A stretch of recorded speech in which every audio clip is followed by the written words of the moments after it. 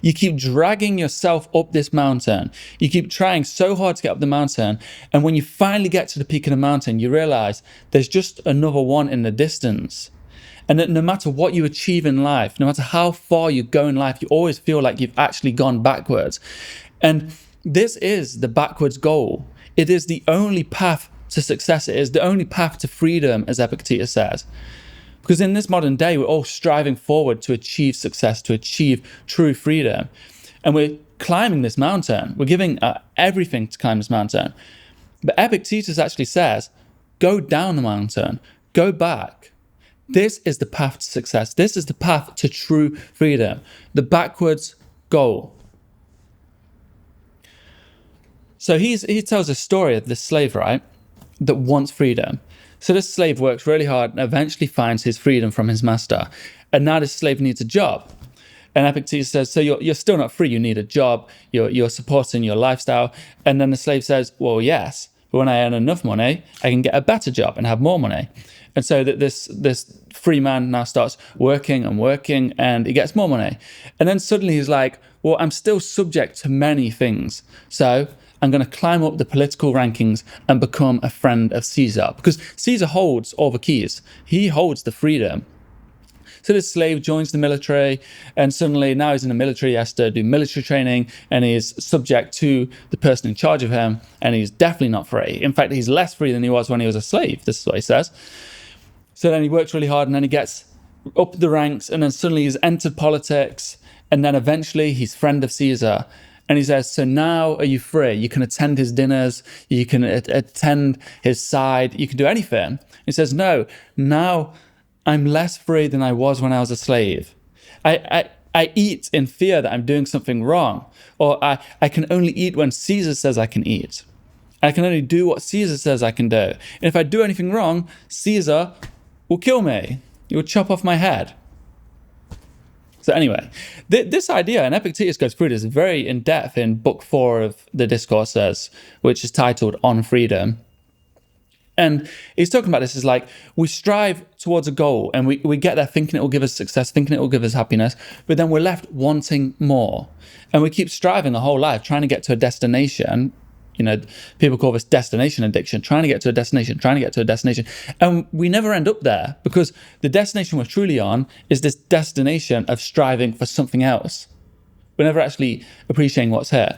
So this backwards goal, Epictetus says, all this effort you're putting in, all you're putting into getting towards a goal, to your desires, all of that, just strip it, make a new goal, the backwards goal. To move away from these things. That is your only goal. So you have desire to achieve money, you have desire to achieve success, desire to get clout.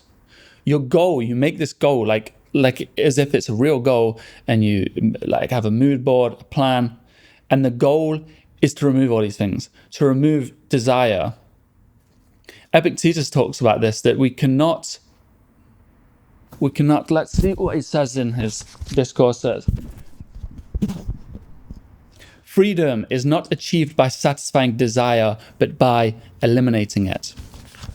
Freedom is not achieved by satisfying desire, but by eliminating it. You can never satisfy desire. So Epictetus says, rather than working higher and higher and higher up these mountains, seeing more peaks in the distance, thinking, oh, I have to climb that one, and then I'll be happy, your goal is to just eliminate all these things, the backwards goal. And that is the true path towards freedom. Then you are master to no one. No one holds anything that you desire. Because when you desire things outside of your control, you become the slave to whoever is the master of this thing. So if you want respect and you desire respect, then you become a slave to the people that offer you respect. If you want money, you become a slave to your boss, you become a slave to the taxman, whatever it is. So you make this new goal, the backwards goal of stripping away these things. And I can guarantee you, after a short time, you'll find much more happiness. There's this idea of small but certain happinesses. And I, myself, I genuinely believe I find more happiness when this camera turns off, sit here, just staring at the ceiling tiles, just sat in this room. I find more happiness doing that than many people will find going to a concert, traveling the world, doing the most amazing thing, getting to that peak of happiness. I find so much happiness in just the small thing. Because it's this small but certain happinesses. I believe we tweak the dial to what we truly appreciate. You know, if you were granted a wish by a genie to only see green, silly wish, but you only wanted to see green, and you thought, I only want to see green, I don't like any of the other colours. Eventually, after seeing all these different shades of green, you'll start to distinguish between green. This is this green, this is this green. You might even categorize names for them. This is dark green, this is emerald green, this is... And anyway, then you suddenly have categories of your favourite green and your not so favourite green. You might say to the genie, I don't want to see these shades of green for your second wish. You're making terrible wishes. But this is the same in life. You know, there's so many shades, and if you only want to see the top of the mountain, when you get to the top of the mountain, you'll be like, it's not that good up here. I want that top of the mountain over there. And you just keep jumping from mountain to mountain, never truly appreciating that you could be sat at the bottom of the mountain going, this is wonderful. So anyway, you strip away all this and you find happiness, you find freedom, you find comfort. And that's what the Stoics are providing us. But something I think, if you still want to achieve these goals, you can still move towards goals. The Stoics didn't say, oh, don't move towards goals. They just called these preferred indifferences. You don't need that money. You don't need that success. You don't need that fame. You don't need that clout. You don't need that respect.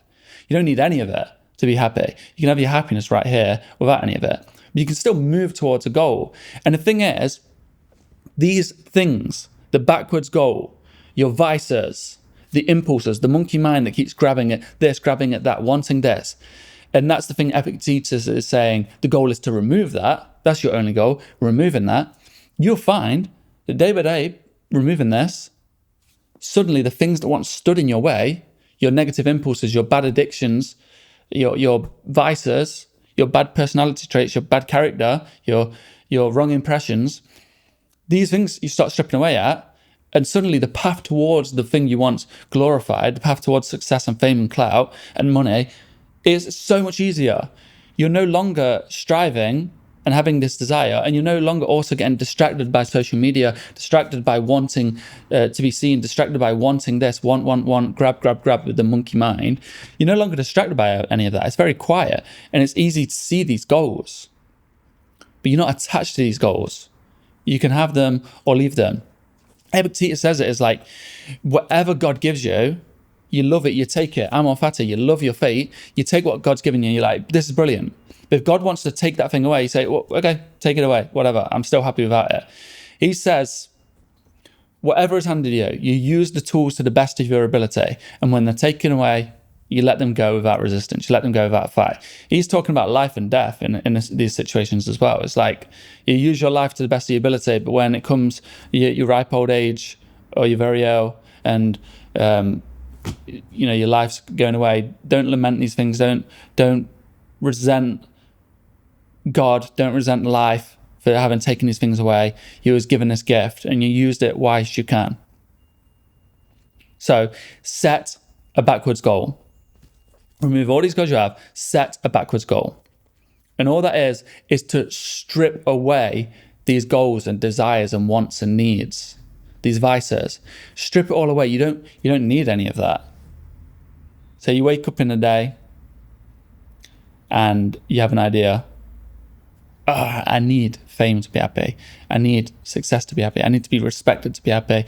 I'll be happy when I get here, when I graduate. I'll be truly free when I have money and freedom when I leave my parents' house. None of that's true. It's all from within. So your goal is to strip away these impressions, these ideas, question them daily.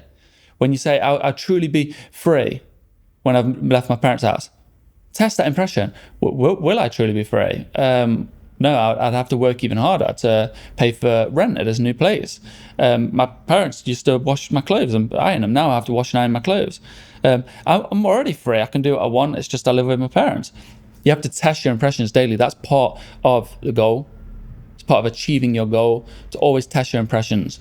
When this desire comes out, the monkey mind is trying to grab at the shiny object, grab at the carrot or the banana. When it's trying to grab, you have to test this. Do I need that new phone? Will it make me happy? Well, last time I got a new phone, I was relieved for half a day. And then I was like, oh, damn, I have to pay the bills. I have to do this, I have to do this. There's no good or bad in achieving that thing. is the point. It's not good or bad. There's a preferred and dispreferred in different sets. The only good, the only bad is your character, the thing from within, and that's the goal. Preserve your character. Hack away at the inessential. Hack away at the bad character traits you have. Hack away at the vices, which is the only bad. The vices are the only bad. Virtue is the only good because these come from within. You control it. Everything else is handled by God, by nature, by fate, whatever you want to say, and just leave it as it is. Accept it as it is. Use the tools you have to the best of your ability. Create a backwards goal. No. Create a backwards goal. It's really good advice. Create a backwards goal. I keep reading over this book 4 on freedom. I keep reading over it, and I'm like, this idea almost sums up Stoicism. Knowing what is good and bad, and knowing that you strive towards good and eliminate bad. That's it. Obviously, there's more to it. What is good, what is bad? And there's more to it. How do you eliminate good and bad? Understanding what you do control, what you don't control. But fundamentally, it's to work towards good, virtue. And I used to think that's so obvious. I'm being good. I'm being good. No, Epictetus talks about it. It's like this guy had to go to Nero's court. I think it was Nero's court. Or the Caesar's court, whatever. And he was saying, I don't want to do it because I have to tarnish my character. I would have to be a coward, which is bad. Cowardice is bad. I'd have to be a coward. I have to do injustice. I don't want to do this. And Epictetus is like, well, is this good or bad? He's like, well, I know the answer to that. He's like, well, you don't know the answer because you question it. If you truly knew the answer, you would accept death. And Epictetus was like, I would accept death. I would rather accept death than be a coward. Because death is not bad. Being a coward's bad. So when you truly understand what is good or bad, then you can truly be a Stoic. That's all it is. So create this backwards goal, and this goal will take you to being a good person. And you can also move towards your other goals without desire, without want, without need, without the monkey mind grabbing at it. But you might realize somewhere along the line, I don't really care about that goal. I don't need that house. I don't need that car. I don't need that clout. I don't need that fame. I don't need that new job. I don't need to do these things. I'm happy just being. You know, I was sat on a tram yesterday. It was an amazing day. I was about to say it's one of the best days of my life. I don't know. It was pretty good. But I was just sat on a tram, and I haven't been on a tram. I got fined £70 on a tram today because my ticket, you have 30 seconds. Ticket takes 30 seconds to buy. I got on a tram and I was like, oh, I didn't bought my ticket. Buying it. Had like 10 seconds left. Showed the guy. And he was like, fine, 70 quid. I could probably appeal it. But anyway, he said, I either pay the fine or I can't get on a tram. And I was like, I need to get to work. Do I need? Anyway, and then I went through this whole thing. I sat on a tram. I was like, so I've been fined £70, made me late to work. Is it good or bad? Because it was playing on my mind a little bit. I was playing conversations like, what could I have said to get out of the fine, whatever. And I thought, well, might not pay the fine, so whatever. If I do have to pay £70, you know, it's just a bit of money. I can make up money. I can make money. It's slightly annoying. It's not bad. It's not gonna, you know, I'm not gonna be a coward. I'm not gonna be unjust.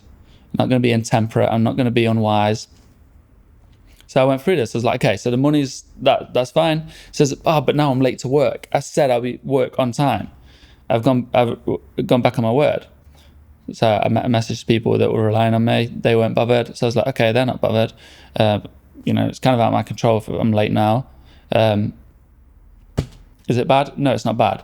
And then I tested all the impressions that I had about it being bad, and every one led to it not being bad.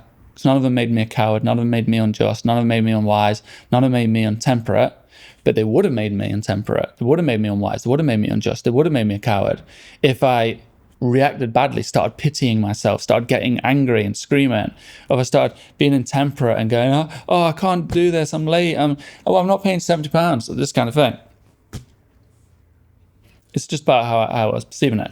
But once I tested all those impressions, if it's good or bad, I thought, it doesn't really matter.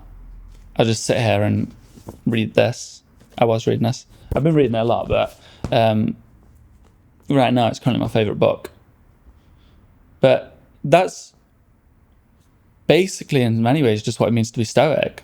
Know what's good or bad, and then test those impressions daily. Really test them. Just ask yourself a question. Anyway, I'm getting off topic. This video is about the backwards goal. So set yourself a backwards goal. And I do believe it will help. Have a lovely day. I just want to say also,